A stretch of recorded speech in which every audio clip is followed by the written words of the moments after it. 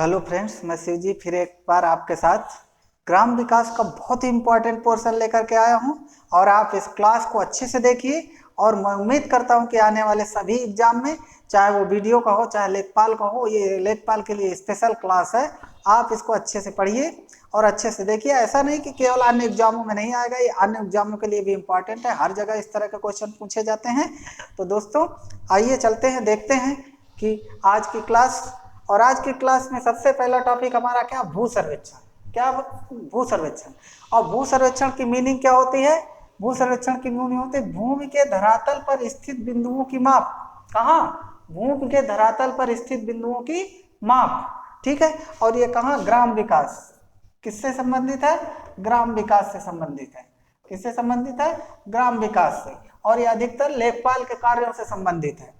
ठीक है। भूमि के धरातल पर स्थित बिंदुओं की माप। दूसरी, माप में प्रयोग होने वाले, अब माप करेंगे तो उसमें प्रयोग होने वाले कुछ यंत्र होंगे।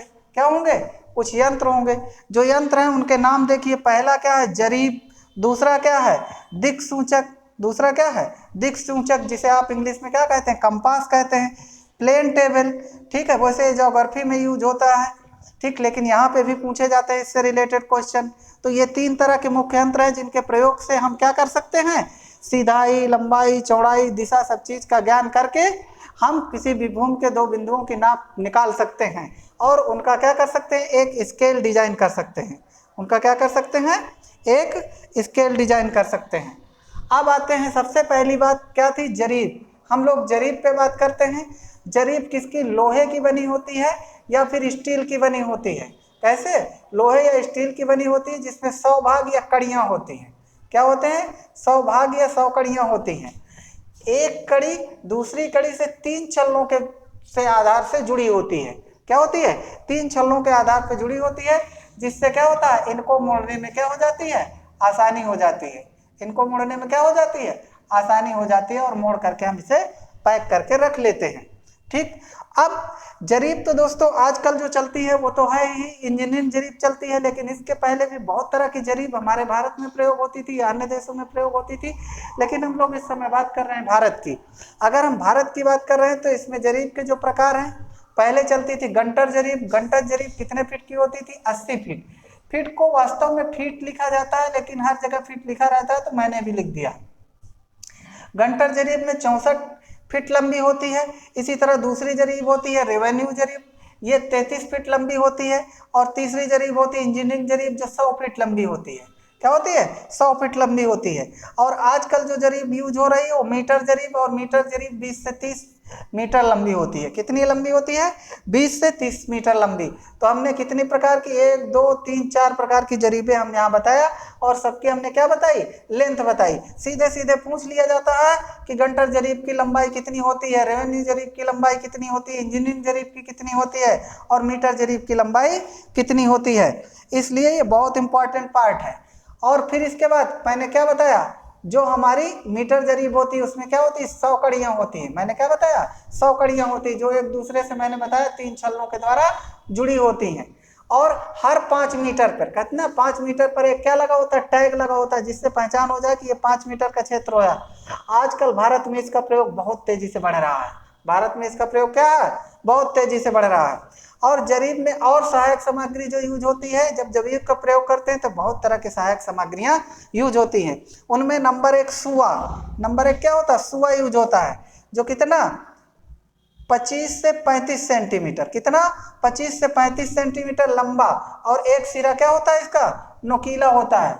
25 से 35 सेंटीमीटर लंबा, और इसका क्या होता है? एक सिरा क्या होता है? नोकीला होता है, इस तरह का। ठीक। फिर और क्या प्रयोग होता है? फीता। ये तार या कपड़े का बना होता है। इसमें मीटर और सेंटीमीटर में पैमाने बने होते हैं। तार या कपड़े का बना होता है और इसमें मीटर और सेंटीमीटर में पैमाने बने होते हैं। जो भी फीता आप देखते हैं वैसा ही फीता वो भी होता है। नेक्स्ट हमारे पास क्या है? और सहायक सामग्री में आरेखन दंड। क्या होता है? आरेखन दंड, जिसकी लंबाई कितनी होती है? 3.5 से 6 मीटर तक होती है। कितनी? 3.5 से 6 मीटर तक। और ये लकड़ी का होता है, और इसमें नुकीले लोहे के सू लगे होते हैं। जैसे ये लकड़ी है, इसमें क्या लगा दिया जाता है, नुकीले लोहे का सूच, जिससे गाड़ने में क्या हो जाए, आराम हो जाए। आपने देखा होगा कि जब रोड बनती है तो रोड बनते समय एक थायोलाइड यानी कि स्टैंड में तिपाही में क्या होता है कि एक दूरबीन की तरह यंत्र लिया रहता है, जिसे हम क्या कहते हैं, थायोलाइट कहते हैं।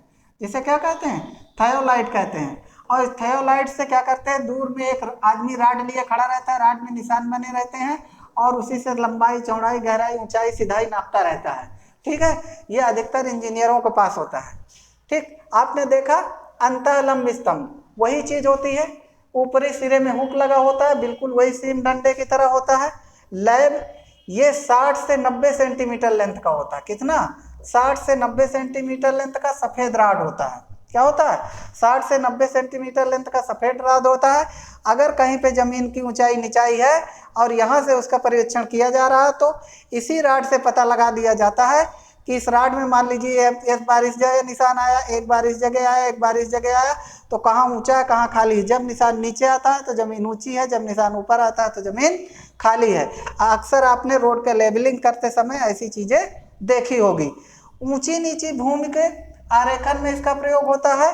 और एक और चीज होती है गुनिया। गुनिया क्या होती है, लंब डालने में काम आती है। लंब डालने में काम आती है, जैसे आपने साहुल का नाम सुना होगा, वैसे गुनिया होती है। गुनिया से क्या होती है, कोई अगर कागज है और उस कागज में क्या होता है कि कोई परपेंडिकुलर लाइन खींचनी है तो उसमें गुनिया का प्रयोग किया जाता है। उसमें क्या किया जाता है, गुनिया का प्रयोग किया जाता है। गुनिया कई प्रकार की होती हैं, तरह तरह के मैप बनाने, कार्य करने, डिजाइन करने में अलग अलग प्रकार की गुनिया का प्रयोग किया जाता है। आते हैं नेक्स्ट बात पे। नेक्स्ट हमारा साहुल। आपने घर बनाने वालों को देखा होगा कि घर बनाने वाले एक धागा लिए रहते हैं, धागा में इस तरह से एक लोहे का राड लगा रहता है, उस लोहे के राड से नीचे एक लट्टू लगा रहता है। क्या लगा रहता है, एक लट्टू लगा रहता है, जिससे वो क्या करता है, ऊपर वाले नीचे ईंटे की नीचे वाले ईंटे से क्या करता है कि बराबर नाप करता है। और इससे क्या होता है हम लोग यहाँ किस लिए प्रयोग करते हैं, ढालू भूमियों को नापने हैं तो इसका प्रयोग किया जाता है कि ये कितनी ऊंचाई है, कितनी खलाई है, इसमें इसका प्रयोग किया जाता है। अब मापन की कुछ प्रमुख यूनिट, मापन की क्या इकाइयाँ। अभी तक हम लोग बात कर रहे थे कि किस किस तरह की चीज़ें यूज होती हैं भारत में मापन के लिए, यानी सर्वेक्षण के लिए, यानी कि भूमि के मापन के लिए, या किसी भी सड़क के सर्वेक्षण के लिए, नहर के सर्वेक्षण के लिए, या कोई भी खुदाव या कोई भी मकान बनाते समय इस तरह के यंत्रों का प्रयोग होता है। ठीक है, हम लोग उसकी बात कर रहे थे। अब हम बात करने जा रहे हैं, जब मापते हैं चीज़ों को तो किसी न किसी चीज़ में मेजर किया जाता है, जिसे मेजरमेंट यूनिट कहते हैं। जिसे क्या कहते हैं, मेजरमेंट यूनिट कहते हैं। अब अगर मेजरमेंट यूनिट में बात करें तो क्या क्या मापते हैं, भूमियों की माप करते हैं, कोण की माप करते हैं, ऊंचाई की रूढ़ विधि से आधार पे माप करते हैं, और फिर उसका क्या करते हैं, एक स्केल बनाते हैं। एक स्केल क्या, जैसे हमने कोई मैप बनाया, इस बोर्ड में भारत का मैप बना दिया, तो क्या भारत इतना ही बड़ा हो जाएगा, नहीं। उसको फिक्स करते हैं कि मान लीजिए कि 10,000 किलोमीटर बराबर कितना, 1 सेंटीमीटर के। कितना मानते हैं, 10,000 किलोमीटर बराबर 1 सेंटीमीटर के। और ये क्या हो जाता है, पैमाना हो जाता है। और इसी पैमाने के आधार पे हम क्या करते हैं, मैप में उन बिंदुओं को बना देते हैं, जिससे हमें पता चलता है इस बिंदु के बीच में कितनी दूरी है। और इसे लघुकृत मापनी कहते हैं। इसे क्या कहते हैं, लघुकृत मापनी कहते हैं। और मानचित्र के रूप में इसे प्रदर्शित किया जाता है। मानचित्र के रूप में इसे क्या किया जाता है, प्रदर्शित किया जाता है। अब दोस्तों बड़ी इंटरेस्टिंग चीज आपके सामने मैं लेकर आया हूं, जिससे आप भली भांति परिचित हैं, और वो है जो आप जानते हैं। आप क्या जानते हैं, milli, centi, decimetre, deca, hecto, kilometre. कोई भी एक यूनिट से दूसरे यूनिट में परिवर्तन करने के लिए एक परफेक्ट ट्रिक मैं आपको बता रहा हूं, याद कर लीजिए। मैथमेटिक्स के हर जगह काम आएगी, खास करके मेंसुरेशन का अगर कोई क्वेश्चन लगा रहे हैं तो वहां पे आपको बहुत हेल्पफुल होगी। तो आप देखिए, milli, centi, decimetre, deca, hecto, kilometre. English में इसी को किलोमीटर, हेक्टोमीटर, डेकामीटर, ठीक है, मीटर, डेसीमीटर, सेंटीमीटर और मिलीमीटर है। अब किसी एक यूनिट को किसी भी यूनिट से परिवर्तित किया जा सकता है। जैसे अगर यहाँ लिखा है 1 किलोमीटर, तो उसमें कितने हेक्टोमीटर होंगे, 10 हेक्टोमीटर होंगे। कितने डेकोमीटर होंगे, 100 डेकामीटर होंगे। और कितने मीटर होंगे, 1000 मीटर होंगे। आप जानते हैं 1 किलोमीटर में कितने मीटर होते हैं, 1000 मीटर होते हैं। और एक ही किलोमीटर में कितने डेसीमीटर होंगे, 10,000। और एक ही किलोमीटर में कितने सेंटीमीटर होंगे, 1 लाख। और एक ही किलोमीटर में कितने मिलीमीटर होंगे, तो 10 लाख मिलीमीटर होंगे। और इनको इस प्रकार से भी लिखा जा सकता है 10 की पावर 6, 10 की पावर 5, 10 की पावर 4, 10 की पावर 3, 10 की पावर 2, 10 की पावर 1 और ये 1। और किसी को भी किसी में कन्वर्जन कर सकते हैं। अगर आप डायरेक्ट इससे इसमें कन्वर्जन करना चाहते हैं तो एक में इसका मल्टीप्लाई कर दीजिए, ये निकल आएगा। अगर आप इससे मान लीजिए यहाँ पे 1 मीटर है और 1 मीटर से इसमें परिवर्तन करना चाहते हैं तो इसका मल्टीप्लाई कर दीजिए, वो निकल आएगा। किसी का भी किसी में परिवर्तन कर सकते हैं और यही बहुत परफेक्ट ट्रिक है। Milli centi decimetre deca hecto kilometre, इसी तरह milli centi decigram deca hecto kilogram, इसी तरह milli centi decilitre deca hecto kilolitre. किसी भी यूनिट को किसी में भी परिवर्तित कर सकते हैं।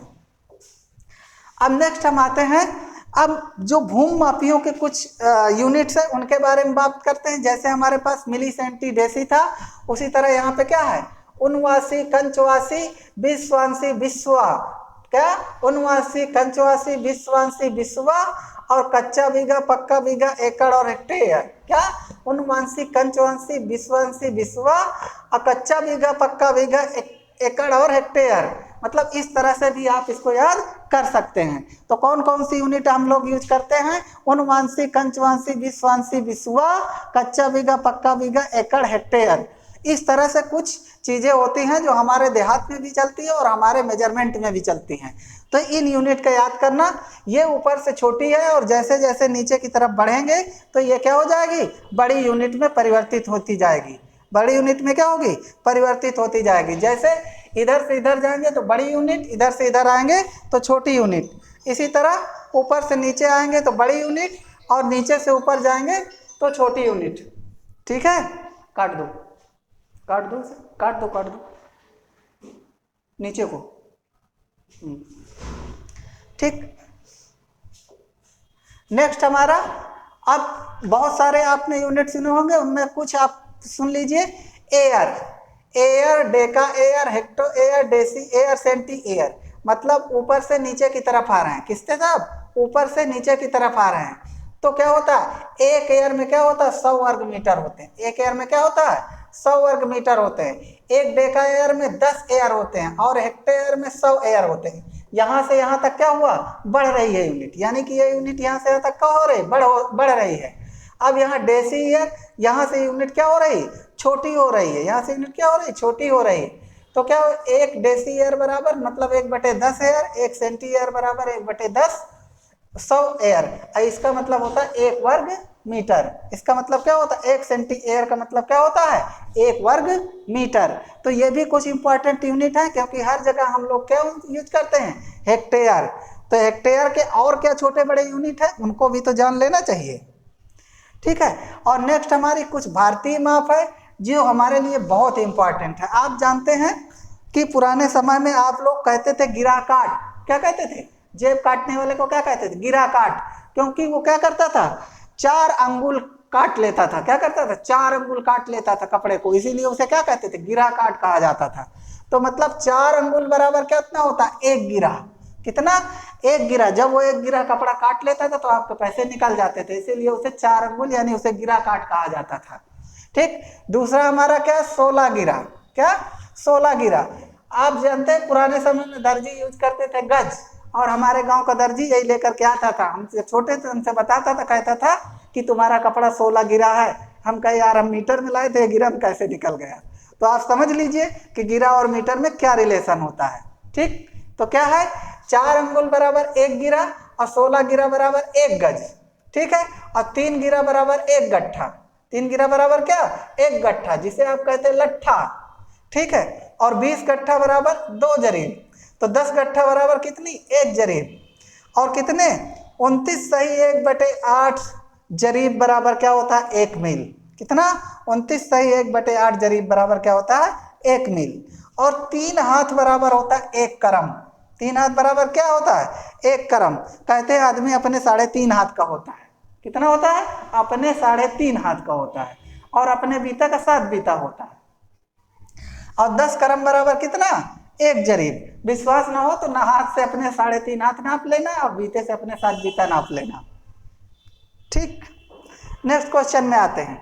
अब 1 जरीब बराबर क्या होता है, ये बहुत इंपॉर्टेंट है, इसको जरूर याद कर लीजिए। 1 जरीब बराबर होता है 10 गट्ठा या 10 करम या 30 गिरा या 1 गज 14 गिरा। क्या?